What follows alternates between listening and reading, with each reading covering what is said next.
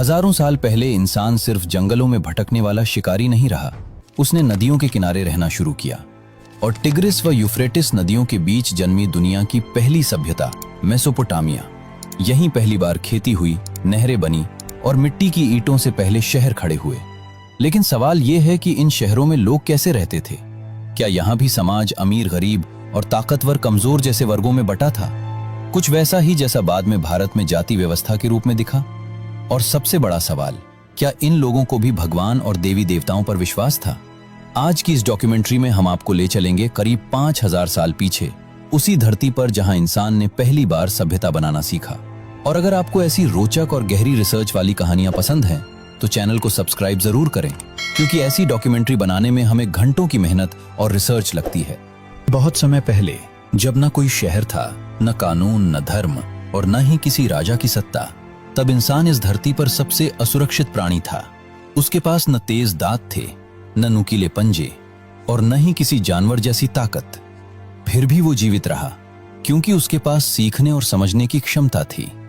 शुरुआती इंसान जंगलों में भटकता था, गुफाओं में रहता था और उसका पूरा जीवन सिर्फ एक ही सवाल के इर्द गिर्द घूमता था, आज खाना मिलेगा या नहीं, आज रात जिंदा रहेंगे या नहीं। उस समय इंसान शिकारी संग्रह करता था, वो जानवरों का पीछा करता, जंगली फल और कंद इकट्ठा करता और मौसम के साथ अपनी जगह बदलता रहता। उसके पास कोई स्थायी घर नहीं था, कोई जमीन उसकी नहीं थी और कोई भविष्य की योजना भी नहीं। हर दिन एक नई लड़ाई था और हर रात एक नया डर। लेकिन इसके बावजूद इंसान ने हार नहीं मानी। उसने पत्थरों से औजार बनाए, लकड़ी और हड्डियों का इस्तेमाल किया और धीरे धीरे शिकार की रणनीतियां विकसित की। फिर आया वो क्षण जिसने इंसान को बाकी जीवों से अलग कर दिया, आग की खोज। आग सिर्फ गर्मी या रोशनी का साधन नहीं थी, आग सुरक्षा थी, शक्ति थी और बदलाव का संकेत थी। आग ने इंसान को रात का मालिक बना दिया, कच्चे मांस को पकाने से लेकर जंगली जानवरों को दूर रखने तक। आग ने जीवन को थोड़ा सुरक्षित बना दिया। लेकिन इससे भी बड़ा बदलाव ये था कि आग के चारों ओर बैठकर इंसान ने बात करना सीखा। इशारों से भाषा तक की यात्रा यहीं से शुरू हुई। धीरे धीरे इंसान ने जानवरों को पालतू बनाना शुरू किया, पहले कुत्ता, फिर भेड़, बकरी और गाय।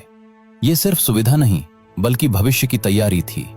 लेकिन इसके बावजूद जीवन स्थिर नहीं था, क्योंकि भोजन अब भी अनिश्चित था, बारिश पर कोई नियंत्रण नहीं था और हर मौसम के साथ जगह बदलनी पड़ती थी। और यही इंसान के दिमाग में वो खतरनाक लेकिन क्रांतिकारी सवाल पैदा हुआ, अगर हम हर बार भटकने की बजाय एक जगह टिक जाएं तो क्या होगा? ये सवाल आसान नहीं था, क्योंकि एक जगह टिकने का मतलब था जोखिम। अगर फसल खराब हो गई तो बचने का कोई दूसरा रास्ता नहीं। लेकिन इसी जोखिम ने इंसान को आगे बढ़ाया। उसने बीज बोने का प्रयोग किया, मिट्टी को समझा, मौसम को पढ़ा और धीरे धीरे खेती की नींव पड़ी। लेकिन खेती किसी एक दिन में पैदा नहीं हुई, ये हजारों साल की सीख और असफलताओं का परिणाम थी। यहीं से शुरू होता है मानव इतिहास का सबसे बड़ा परिवर्तन, मानव प्रवास। इंसान अफ्रीका से बाहर निकला और दुनिया के अलग अलग हिस्सों में फैल गया। कुछ समूह भारत की सिंधु घाटी पहुंचे, जहां आगे चलकर हड़प्पा सभ्यता विकसित हुई। कुछ लोग चीन की पीली नदी तक पहुंचे और कुछ लोग उस भूमि तक पहुंचे जिसने पूरी मानव सभ्यता की दिशा बदल दी, टिग्रिस और यूफ्रेटिस की घाटी। अब यहाँ एक सवाल उठता है, आखिर लगभग हर बड़ी सभ्यता नदी के किनारे ही क्यों जन्मी? क्या यह सिर्फ संयोग था या इंसान की समझ का प्रमाण? दरअसल नदियां उस समय जीवन की सबसे बड़ी गारंटी थीं। पानी, उपजाऊ मिट्टी, मछलियां और आने जाने का रास्ता, सब कुछ एक साथ। और टिग्रिस तथा यूफ्रेटिस इन सभी का सबसे शक्तिशाली संगम थी। इन नदियों के किनारे पहुंचकर इंसान ने पहली बार यह महसूस किया कि वो प्रकृति के साथ तालमेल बिठाकर स्थायी जीवन बना सकता है। यहाँ की मिट्टी बाढ़ के बाद और भी उपजाऊ हो जाती थी, लेकिन यह जीवन आसान नहीं था, क्योंकि बाढ़ कभी वरदान तो कभी विनाश बन जाती थी। और यही इंसान ने वो काम किया जिसने उसे सच में इंसान बना दिया। उसने प्रकृति को समझने और नियंत्रित करने की कोशिश की। यहीं से इंसान शिकारी से किसान बना, भटकने वाले समूह से स्थायी समाज बना और डर में जीने वाला प्राणी भविष्य की योजना बनाने लगा। यह सिर्फ जीवन शैली का बदलाव नहीं था, यह सोच का बदलाव था, क्योंकि अब इंसान सिर्फ आज के लिए नहीं बल्कि आने वाली पीढ़ियों के लिए भी सोचने लगा था। और यही सोच आगे चलकर दुनिया की पहली सभ्यताओं की नींव बनी। और यहीं से हम अगले अध्याय में प्रवेश करेंगे, जहां नदियां सिर्फ पानी नहीं बल्कि सत्ता और समाज की रीढ़ बन जाती हैं, और जहां खेती सिर्फ भोजन नहीं बल्कि राजनीति, धर्म और युद्ध का आधार बन जाती है। जब इंसान ने एक जगह टिकने का फैसला किया, तब उसके सामने सबसे बड़ा सवाल ये नहीं था कि वो कहां रहेगा, बल्कि ये था कि वो किसके सहारे जिएगा, क्योंकि स्थायी जीवन का मतलब था स्थायी पानी। और इसी जरूरत ने इंसान को नदियों की ओर खींचा। लेकिन हर नदी इंसान के लिए सभ्यता की जननी नहीं बन सकती थी। इसके लिए चाहिए थी ऐसी नदियां जो जीवन भी दें और चुनौती भी। और यही भूमिका निभाई टिग्रिस और यूफ्रेटिस ने, दो ऐसी नदियां जो शांत मां की तरफ भोजन भी देती थीं और क्रोधित देवता की तरफ विनाश भी करती थीं। टिग्रिस और यूफ्रेटिस कोई साधारण नदियां नहीं थीं। ये पहाड़ों से उतरती थीं, तेज बहाव वाली थीं और हर साल अचानक बाढ़ लाती थीं। कभी इतनी तेज कि पूरा गांव बह जाए और कभी इतनी मेहरबान कि खेत सोने की तरह चमक उठें। इन नदियों के किनारे रहना आसान नहीं था, लेकिन इंसान ने यहीं सबसे बड़ा जोखिम उठाया, क्योंकि उसने समझ लिया था कि जहां खतरा बड़ा होता है वहां संभावना भी उतनी ही बड़ी होती है। और यहीं से शुरू हुआ वो प्रयोग जिसने इंसान को प्रकृति का सिर्फ शिकार नहीं बल्कि उसका रणनीतिक साथी बना दिया। इन नदियों की बाढ़ हर साल अपने साथ नई उपजाऊ मिट्टी लाती थी, एक ऐसी मिट्टी जिसमें बीज डालते ही जीवन फूट पड़ता था। लेकिन यह वरदान तभी बन सकता था जब इंसान बाढ़ को समझे। और यही वो मोड़ था जहां इंसान ने पहली बार प्रकृति को देखना नहीं बल्कि पढ़ना शुरू किया। उसने मौसम को नोटिस किया, पानी के स्तर को समझा और धीरे धीरे ये जान लिया कि कब नदी शांत रहती है और कब उग्र हो जाती है। और यहीं से जन्म हुआ योजना का, प्लानिंग, जो सभ्यता की पहली पहचान है। अब यहां एक अहम सवाल उठता है, अगर बाढ़ इतनी खतरनाक थी तो इंसान ने इसे देवताओं का अभिशाप मानकर यह इलाका क्यों नहीं छोड़ दिया? जवाब छुपा है उसकी बढ़ती समझ में। इंसान ने यह महसूस किया कि अगर वो पानी को मोड़ सके, रोक सके और खेतों तक पहुंचा सके, तो यही बाढ़ उसका सबसे बड़ा हथियार बन सकती है। और इसी सोच ने जन्म दिया मानव इतिहास की पहली सिंचाई प्रणाली को। नहरें खोदी गईं, मिट्टी के बांध बनाए गए और पानी को पहली बार इंसान के इशारे पर बहने के लिए मजबूर किया गया। यह कोई छोटा काम नहीं था, क्योंकि नहरें बनाने के लिए सामूहिक श्रम चाहिए था, योजना चाहिए थी और नेतृत्व चाहिए था। और यहीं से समाज के भीतर सत्ता की पहली झलक दिखाई देती है। अब कोई अकेला इंसान फैसला नहीं कर सकता था। अब यह तय होना था कि कौन सी नहर पहले बनेगी, किस खेत को कितना पानी मिलेगा, और अगर विवाद हुआ तो फैसला कौन करेगा। और यहीं से जन्म लेता है प्रशासन, नियम और अंततः शासन। जैसे जैसे नदियों पर नियंत्रण बढ़ा, वैसे वैसे इंसान का आत्मविश्वास भी बढ़ा। खेतों में जौ और गेहूं की लहरें दिखने लगीं, खजूर के पेड़ स्थायी भोजन का स्रोत बन गए और पहली बार इंसान को यह भरोसा हुआ कि कल भी खाना होगा। लेकिन यहीं एक रिटेंशन सवाल, जब भविष्य सुरक्षित लगने लगता है तो क्या इंसान ज्यादा शांत होता है या ज्यादा लालची? क्योंकि इतिहास बताता है कि सुरक्षा के साथ साथ प्रतिस्पर्धा भी जन्म लेती है। नदियों के किनारे बसावट बढ़ने लगी, छोटे छोटे गांव बने और फिर गांवों के बीच दूरी घटने लगी। लोग व्यापार करने लगे, संसाधन साझा होने लगे और यहीं से संघर्ष भी शुरू हुआ। पानी अब सिर्फ जीवन नहीं बल्कि शक्ति बन चुका था। जिसके पास नहरों का नियंत्रण था वही असली ताकत रखता था। और यही कारण है कि टिग्रिस और यूफ्रेटिस के किनारे बसने वाली सभ्यता सिर्फ कृषि आधारित नहीं बल्कि राजनीतिक सभ्यता भी बनी। यूनानी यात्रियों ने बाद में इस भूमि को एक नाम दिया, मेसोपोटामिया, जिसका अर्थ था दो नदियों के बीच की भूमि। लेकिन यह नाम सिर्फ भूगोल नहीं बताता, ये उस मानसिक स्थिति को भी दर्शाता है जहां इंसान दो ताकतों के बीच संतुलन बनाने की कोशिश कर रहा था, प्रकृति और नियंत्रण, स्वतंत्रता और व्यवस्था, डर और महत्वाकांक्षा। धीरे धीरे ये क्षेत्र केवल गांवों का समूह नहीं रहा बल्कि एक सांस्कृतिक क्षेत्र बन गया, जिसे आज हम फर्टाइल क्रेसेंट के नाम से जानते हैं, जहां से खेती, शहर, लेखन और कानून जैसी अवधारणाएं दुनिया के दूसरे हिस्सों में फैली। लेकिन यहां एक और सवाल उठता है, अगर ये भूमि इतनी उपजाऊ थी तो फिर हर सभ्यता यहां टिक क्यों नहीं पाई? क्योंकि उपजाऊ भूमि जितनी जल्दी समृद्ध बनाती है उतनी ही जल्दी संघर्ष को भी जन्म देती है। नदियों ने इंसान को एक और चीज दी, आवागमन का रास्ता। नावों के जरिए लोग सामान और विचार एक जगह से दूसरी जगह ले जाने लगे और यहीं से मेसोपोटामिया सिर्फ स्थानीय नहीं बल्कि क्षेत्रीय शक्ति बन गया। लेकिन जैसे जैसे लोग इन नदियों पर निर्भर होते गए, वैसे वैसे उनकी कमजोरियां भी इन्हीं से जुड़ती चली गईं। क्योंकि अगर नदी ने रुख बदला तो पूरा जीवन बदल जाता था। और यहीं इस अध्याय का सबसे अहम मोड़ आता है। नदियां सिर्फ सभ्यता की जननी नहीं थीं, वे उसके भविष्य की दिशा भी तय कर रही थीं। क्योंकि जिस दिन इंसान ने नदियों को पूरी तरह काबू में करने का भ्रम पाल लिया, उसी दिन उसने अपनी सबसे बड़ी भूल की नींव भी रख दी। लेकिन यह सच्चाई उसे तब समझ में आई जब बहुत देर हो चुकी थी। अगर आप यहां तक सुन रहे हैं तो अब आप ये समझ चुके हैं कि मेसोपोटामिया सिर्फ दो नदियों के बीच बसी एक सभ्यता नहीं थी, बल्कि ये इंसान और प्रकृति के बीच हुए पहले बड़े समझौते की कहानी थी। एक ऐसा समझौता जिसने इंसान को सभ्य बनाया, लेकिन साथ ही उसे पहली बार यह एहसास भी कराया कि शक्ति जितनी बड़ी होती है, उसकी कीमत भी उतनी ही भारी होती है।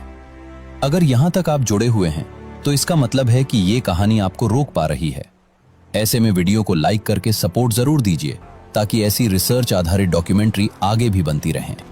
जब इंसान ने नदियों के किनारे रहना शुरू किया, तब उसने सिर्फ जगह नहीं बदली थी, उसने अपने पूरे जीवन का तरीका बदल दिया था।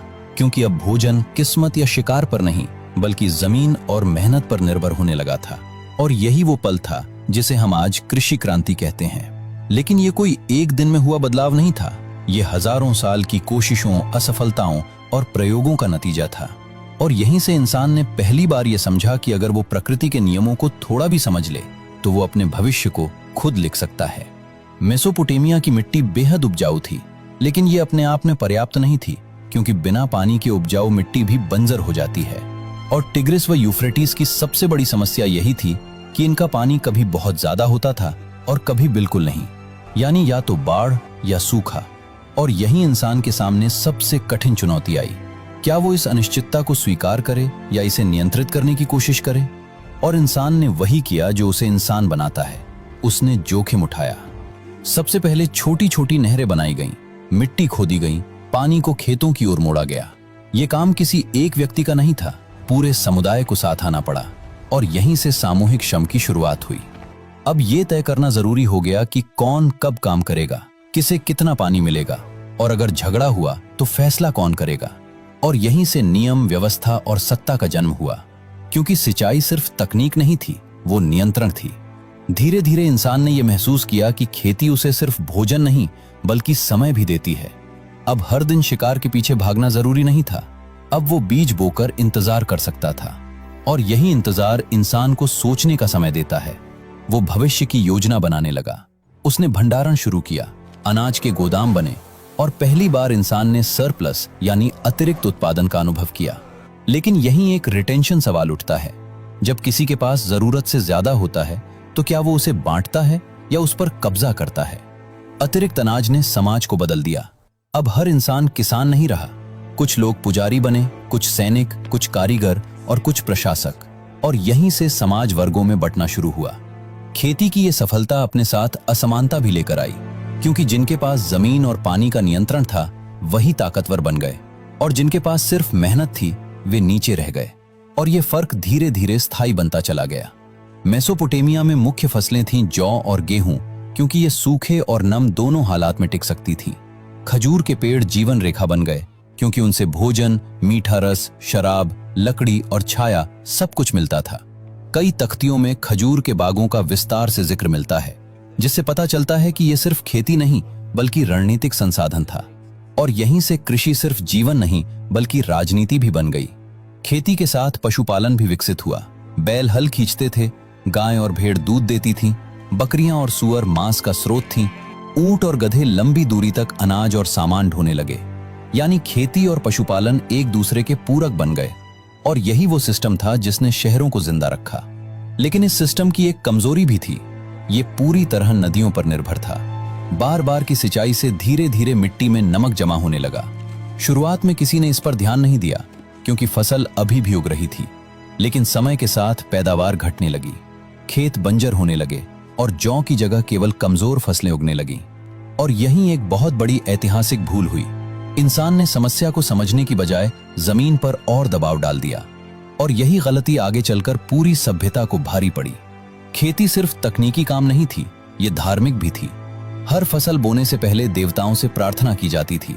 एनलिल और एनकी जैसे देवताओं को खेतों का रक्षक माना जाता था। लोगों को विश्वास था कि अगर देवता नाराज हो गए तो पूरी फसल नष्ट हो सकती है। इसलिए कृषि उत्सव, बलि और पूजा आम जीवन का हिस्सा थे। और यहाँ एक दिलचस्प समानता दिखती है।